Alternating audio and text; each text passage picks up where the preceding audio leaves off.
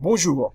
Aujourd'hui, on va parler de black hat, white hat et grey hat. Alors, en français, chapeau gris, chapeau blanc, chapeau noir.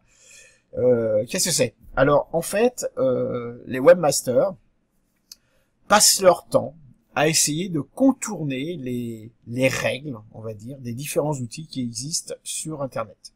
Le premier d'entre eux, c'est Google. Le premier outil d'un webmaster, c'est Google.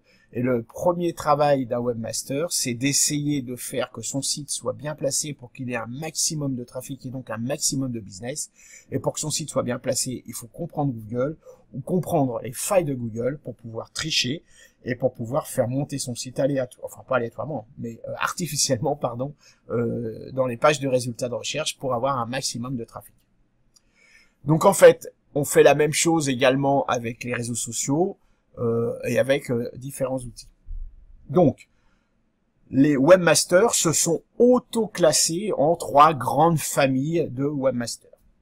Dans un premier groupe, on va dire, il y a ce qu'on appelle les white hats, les chapeaux blancs. Donc ce sont ces webmasters qui vont respecter à la lettre les règles, les CGU, les guidelines des différents outils du web. On va respecter à la lettre les instructions de Google, de Facebook, de Twitter, et on ne va pas tricher du tout.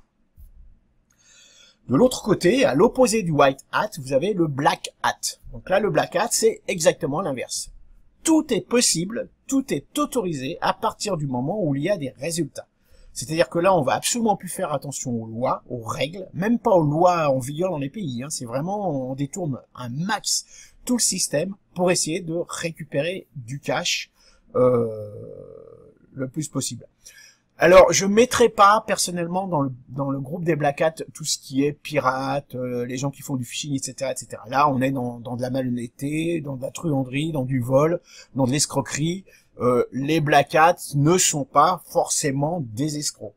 C'est la limite d'avant. C'est-à-dire que même s'ils ne respectent pas toutes les règles, par exemple en spammant, donc les lois, parce que le spam c'est légalement interdit en France, ils ne font pas, la plupart d'entre eux, des choses qui sont complètement répréhensibles par la loi et pourraient les conduire en prison. Donc là on est dans l'escroquerie. Donc les black hats, ce sont ces gens qui vont détourner tous les systèmes pour avoir un maximum de rentabilité, en utilisant des outils, des robots, en utilisant des méthodes peu recommandables, etc., etc. Au milieu, vous avez ce qu'on appelle les grey hats, donc les chapeaux gris. Donc, on comprend tout de suite de quoi il s'agit, c'est-à-dire qu'ils sont vraiment entre les chapeaux blancs et les chapeaux noirs. Ce sont donc ceux qui vont utiliser les règles, mais en étant extrêmement borderline. Par exemple, quand vous faites du follow back, même manuellement, vous faites du grey hat, parce que le follow back n'est pas très autorisé par les réseaux sociaux. Si vous le faites, vous faites du follow back, du grey hat, pardon. Donc, si vous l'automatisez, vous faites également du grey hat.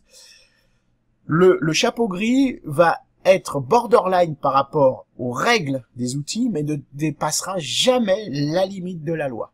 C'est-à-dire que le spam, un chapeau gris n'en fait pas. Par contre, il va effectivement essayer de détourner le plus loin possible en restant dans la légalité les outils à son avantage. Donc voilà grosso modo ce qu'est le white hat, le grey hat et le black hat. J'espère que j'ai été assez clair. Si vous vous demandez dans quelle case je me situe, c'est clairement du grey hat. Parce que de toute façon, le white hat c'est bien mignon, mais ça fonctionne pas. À plus.